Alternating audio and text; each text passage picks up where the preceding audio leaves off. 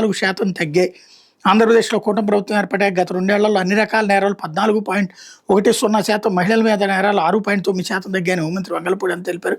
కొన్ని వేల సీసీ కెమెరాల ఏర్పాటు, డ్రోన్ పోలీసింగ్, ఏఐ ఆధారిత విశ్లేషణ, డిజిటల్ నిఘా వ్యవస్థలు పటిష్టం చేయడంతో ఇది సాధ్యపడిందన్నారు అన్నటువంటిది హైలైట్ చేశారు.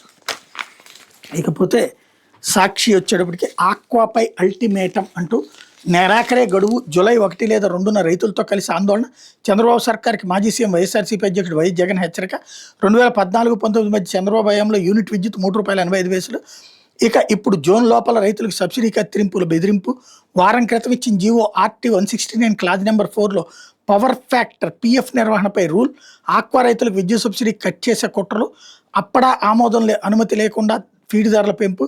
వనామీ ఫీడ్పై కేజీకి ₹10, టైగర్పై కేజీకి ₹12 పడ్డనా? మరి ఇప్పుడు ఇది ఏ ట్యాక్స్? CBN ట్యాక్సా, లోకేష్ ట్యాక్సా? ఆక్వా సీడ్ ఫీడ్ ప్రాసెసింగ్లో సిండికేట్ మొత్తం ఒకే వర్గం, బాబుకి దగ్గర వారే. మా హయాంలో ఆక్వా రంగానికి పూర్తి అండ, రక్షణ కవచంలో అప్పడా. యూనిట్ విద్యుత్తు ₹1.5కే మేనిఫెస్టోలో పెట్టాం, అమలు చేసాం. 57 నెలల్లో ఆక్వా రైతుల విద్యుత్ సబ్సిడీకి 3,306 కోట్లు ఇచ్చాం. ఆక్వా కోసం తీర ప్రాంతాల్లో 35 ఇంటిగ్రేటెడ్ ల్యాబ్స్ పెట్టాం. ఆర్బీకేలో 782 మంది ఫిషరీస్ అసిస్టెంట్ నియమించాం. నాడు ఏపీకి Skoch award, best marine state award.